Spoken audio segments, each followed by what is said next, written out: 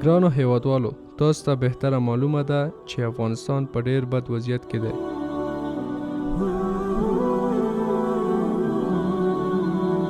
زمونږ او تاسو ډیری هیوادوال له مختلفو ولایاتو څخه کابل ولایت ته کډوال شوي دي چې په دې کې بدبختانه ځینو ماشومانو خپل ژوند هم له لاسه ورکړی دی.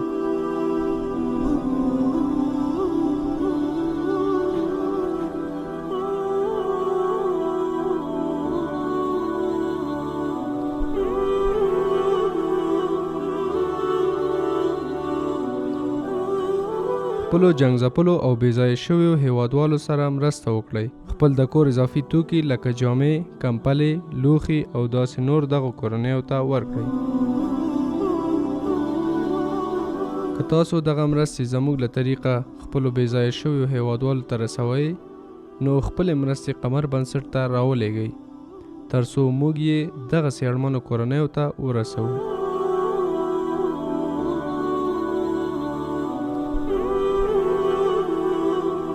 نو راځئ ورونو او خویندو، همدا مو وخت دی چې د خپلو هیوادوالو لاسنیوی وکړو. د آفلاین مرستو لپاره د واټس اپ شمیره په سکرین درته ښکاري او د آنلاین مرستو لپاره هم لینک درته په سکرین ښکاري.